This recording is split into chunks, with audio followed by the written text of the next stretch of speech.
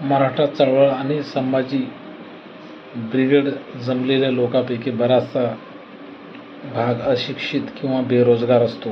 त्यामुळे शिवाजी महाराजांचे संपूर्ण कार्य हे त्यांना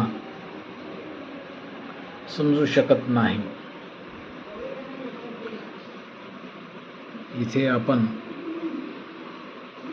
सर्व काम समजण्यासाठी यांच्या अष्टप्रधान मंडळाबद्दल विश्लेषण करणार आहोत. काही लोकांना हे विधान दुःखदायक वाटेल, पण ही वस्तुस्थिती आहे. छत्रपती शिवाजी महाराज केवळ शूर योद्धाच नव्हते, तर ते एक उत्कृष्ट प्रशासक होते. त्यांच्या नेतृत्वाला अष्टप्रधान मंडळ या 8 मंत्र्याच्या मंडळाने सहाय्य केले, ज्यांच्याकडे विशिष्ट जबाबदाऱ्या होत्या. अष्टप्रधान मंडळातील सदस्यांची थोडक्यात माहिती मी सांगतो. नंबर 1, प्रधानमंत्री. पेशवा. पेशवा हा राज्यकारभाराचा प्रमुख आणि राज्याचा सल्लागार होता. राज्यकारभाराची देखरेख करण्याचे काम त्यांच्याकडे होते आणि राज्याच्या अनुपस्थितीत तो त्यांचे प्रतिनिधित्व करत असे. अमात्य. अमात्य म्हणजे अर्थमंत्री. अमात्य हा राज्याचा आर्थिक व्यवस्थापक होता. तो कर गोळा करणे आणि महसूल व्यवस्थापन आणि खजिन्याची काळजी घेण्याचे काम करत असे. सचिव. राज्य सचिव म्हणजे सचिव हा राज्याचे पत्रव्यवहार, पत्राची मांडणी आणि महत्त्वाच्या कागदपत्राची देखरेख करत असे. मंत्री. लेखापाल. लेखापाल म्हणजे मंत्री दररोज घटना आणि राज्यातील हालचालीच्या नोंदी करायचा.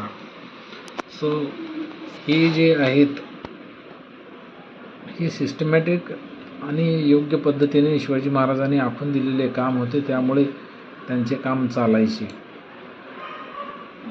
आणि तो राजकीय इतिहासाची जपणूक पण करीत असे मंत्री. त्यानंतर सेनापती. सेनापती हा सैन्य प्रमुख असे. सेनापती राज्याच्या सैन्याच्या प्रमुख होता. तो सैन्याचे नेतृत्व करत असे आणि युद्धनीती आखत असे. हा झाला सेनापती. सुमंत. सुमंत म्हणजे परराष्ट्रमंत्री. सुमंत परदेशी संबंध आणि इतर राज्याशी मुत्सद्दी संबंध ठेवण्याचे काम करत असे. त्याच्यानंतर न्यायाधीश. मुख्य न्यायाधीश किंवा न्यायाधीश हा न्यायव्यवस्थेचा प्रमुख होता. तो राज्यपाल न्यायदानाच्या सर्व बाबीचे निरीक्षण करत असे. पंडितराव. धार्मिक प्रमुख.